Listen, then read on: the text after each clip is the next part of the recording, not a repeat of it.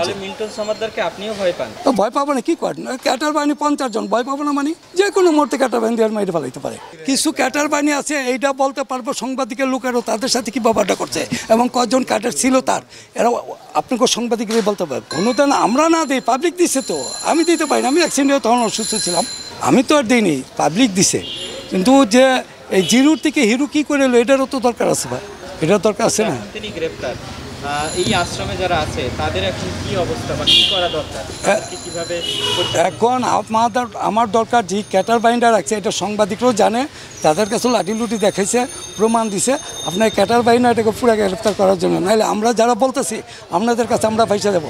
টাকার খেলা স্কেল আপনারা জানেন, টাকা যেদিকে যাবে ওদিকে কথা বলবে। তা আইন যেটুক তার সাজা, আইন যেটা করে আমরা ওইটা মেনে নিতে রাজি। ওর যে লাঠিয়াল বাহিনী আছে, তো এক কথায় ওরা বলতেছে কবুতর দিব না। আমি বলছি আপনার বাসা আমার পাশাপাশি, কবুতর যাইতেই পারে স্বাভাবিক। কাজ না, এটা আমাদের কবুতর দিব না, এক কথা দু কথায় মনে করেন আমাদের দেখতেছি যে কথা কাটাকাটি হয়, পরিস্থিতিটা মারামারির দিকে চলে যাবে, তখন পিছিয়ে আসলাম। পরে মিল্টনের অর্ডারের কারণে বলছে যে যা হবে ভিতরে নিয়ে আসো, তারপরে দেখতেছি। তো ওরা মারতে মারতে আমাদের রাস্তার থেকে মারতে ভিতরে নিয়ে গেছে। ভিতরে নিয়ে যেয়ে ওইখানে মারধর করছে। মিল্টন সমাদার এসে বলতেছে ত্রিপল লাইনে ফোন দে ওদেরকে পুলিশে ধরা দেয়।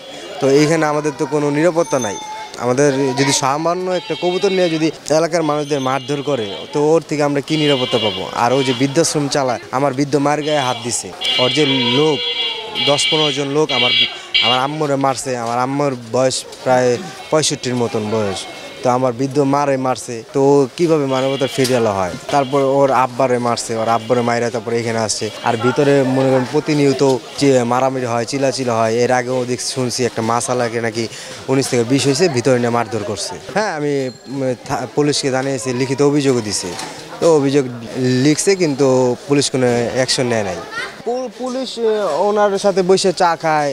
আমার যখন মারছে ওই দিন ও নিজেই পুলিশকে ফোন দিছে। ফোন দিয়ে আইসা পুলিশ ভিতরে বসেছিল, ওর সাথে গল্প করে চা খাচ্ছে, তারপর চলে গেছে। আমরা যে থানায় গেছি, আমাদের লিখিত অভিযোগ নিছে, কিন্তু কোনো তদন্তে আসে নাই। রমজানের মধ্যে তার ইফতারের সময় তার কবুতর চলে যাবে বাসায়। তো ওখানকারই একটা কেয়ারটেকার কবুতরের ইনফরমেশন দেওয়ার পরে ইফতার করে গিয়ে সে কবুতরটা আনতে গেলে সেখানে বৃদ্ধাশ্রম ছেলেটা কথা কাটাকাটি করে 7-8টা ছেলে নিয়ে গিয়ে ভিতরে ঢুকায় প্যান্ট শার্ট বেল্ট খুলে এই ছেলে দুইটাকে নির্যাতন করে।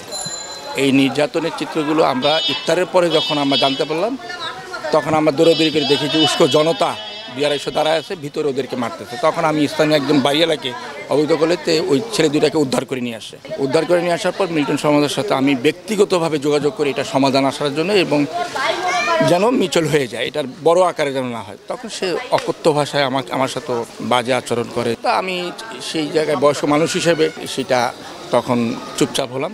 মানবতার পিছনে যে এত লুকোচুরি, এটা একটা ট্রেড হিসেবে, বিজনেস হিসেবে যে মানবতার জায়গাটাকে সে এইভাবে ক্রাইম করছে, এই ঘটনার পর থেকে আমরা চাই যে মানবতার জায়গাটার আড়ালে নির্যাতনের জায়গাটা এবং স্থানীয় মানুষগুলোর সাথে যে আচরণ, আগ্রাসন আচরণ, এবং সে একটা লাঠিয়াল বাহিনী গঠন করে রাখতো সবসময়।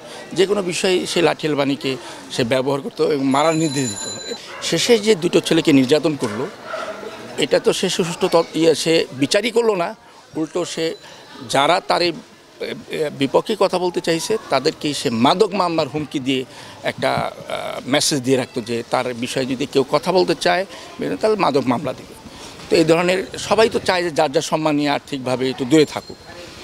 এখন যখন মিল্টন সমাদদারের যে বিষয়টা দাঁড়িয়েছে, আমি বাংলাদেশ সরকারের কাছে আবেদন করব সুষ্ঠু তদন্তের মাধ্যমে, সুষ্ঠু বিচারের মাধ্যমে এরকম মিল্টন সমাদদার জন্য আর কোনো বৃদ্ধাশ্রমের জন্ম না হয়, সেটা যেন একটা দৃষ্টান্ত হোক। আর যারা মানবিকতার কাজে শারীরিকভাবে গোপনীয়ভাবে সহযোগিতা করবে, এই ধরনের বাংলাদেশের ছাতার গজার মতো বৃদ্ধাশ্রম জন্ম হয়েছে, ওখানে আসলে কি পরিমাণ কার্যক্রম চলে সেটাও যেন সরকার একটা আইনের আওতার মাধ্যমে সেগুলো যেন ব্যবস্থা গ্রহণ করে।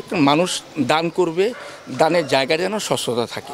আমার আব্বা অসুস্থ ছিল, আমার আব্বা ওইখানে মনে করেন একটা ক্যানেলা পড়াইতে গেছিল, 14 দিনের সুই দিছিল, সুই দেওয়ার জন্য ক্যানেলা পড়াইতে গেছে। পরে ও টাকা দাবি করছে, 1000 টাকা দাবি করার পরে আমার আব্বা একটু রাগ হয়েছিল, রাগ হওয়ার পরে আমার আব্বারে মারধর করছে। ও আবার আব্বারে মারছে, আমার আম্মারে মারছে।